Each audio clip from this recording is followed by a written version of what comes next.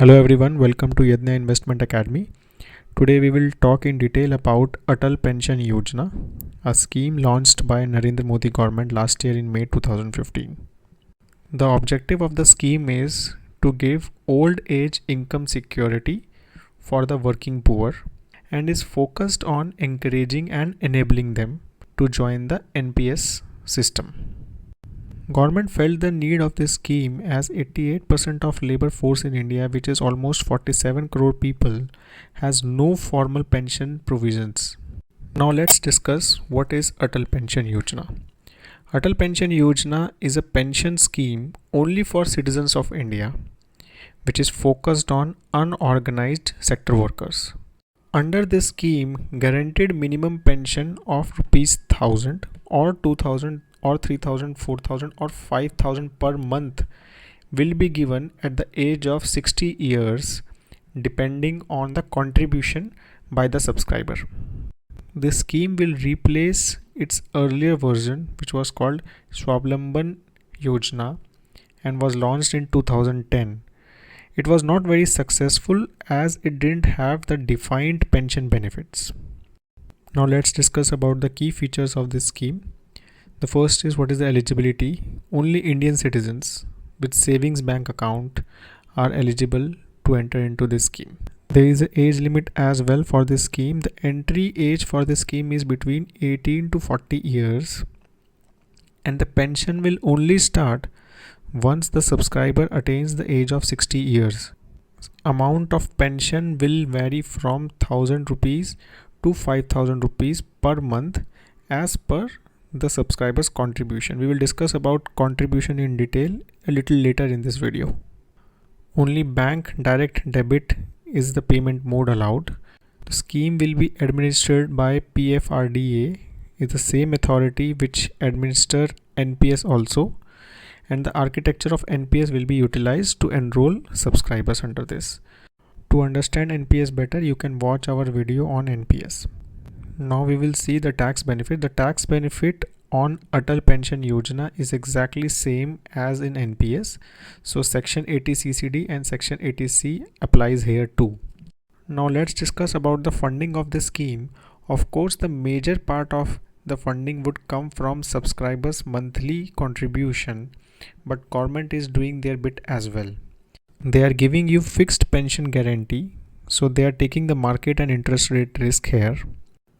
Secondly, when the government launched this scheme for early bird subscribers who joined the scheme before March 2016, government contributed 50% of subscribers' contribution or 1000 rupees per annum, whichever is lower, for 5 years. This scheme is not valid currently. Government will also reimburse the promotional and development activities done by banks and other intermediaries. There is a penalty involved for defaulters and delayed payments. If you have given your mobile number during the form filling, you will also get SMS alerts on account balances and contribution credits, etc. Now we will discuss about how much the subscriber has to contribute to get the required pension amount. In this table, we have taken few examples. Suppose the subscriber name is Arun and he joins the scheme at age of 18 and retires at age of 60 as mandated by this scheme. So he will put money in this scheme for 42 years. And if Arun wants 1000 rupees per month pension after age of 60 years and a corpus of 1.7 lakh which his nominee will get, Arun needs to contribute 42 rupees per month for 42 years. Similarly, if Arun wants 2000 rupees per month pension at age of 60 and a corpus of 3.4 lakh for his nominee, he needs to contribute rupees 84 per month for 42 years. Similarly, if he wants 5000 rupees per month pension and a corpus of 8.5 lakh rupees for his nominee, he needs to contribute rupees 210 per month for 42 years. Now, if Arun joins the scheme at age of 40, then he has just 20 years of contribution before he retires at age of 60.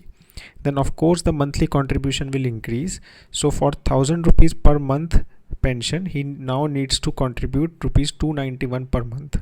And similarly, for 5000 rupees per month pension and a corpus of 8.5 lakh rupees, he needs to contribute 1454 per month. Hope this gives you a fair idea about how much contribution needs to be done for a particular pension.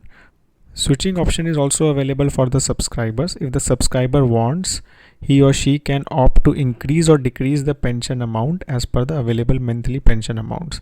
The switching option is available only once in a year in the month of April.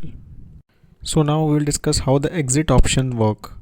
Taking the same example of Arun, so if Arun attains the age of 60, he has to just go to the bank and submit the request to start receiving the pension. He will get the pension till his death. After his death, his spouse will start receiving the pension. And if the spouse also dies, then nominee will get the entire corpus of pension. Now, if the Arun wants to exit before attaining age of 60, he can do a voluntary exit where the money contributed by him till that date plus the interest on that will be refunded back to him. Whereas the government contribution, if he got that, plus the maintenance charges of the account will be deducted from the final corpus. And if there is an untimely death involved, then Arun's wife can continue to contribute in the pension corpus and she will start getting the pension once Arun's age is supposed to become 60. Or she has an option to exit the Yojana and get the entire lump sum amount as well. Application process for this scheme is very simple. You can go to any bank where you have a bank account, fill up just one page form, choose the pension option from 1000 to 5000 rupees per month. You can also change the payment mode. You can pay monthly or quarterly or yearly. Just make sure you have the required money on the date of auto debit. Some of the banks are also providing the online application like SBI and ICICI. This is all we have in this video. In the next video, we will discuss about pros and cons of joining Atal Pension Yojana and is this Yojana for you at all or not. If you have any question or comment, please do write in the comment section below. Have a great day ahead.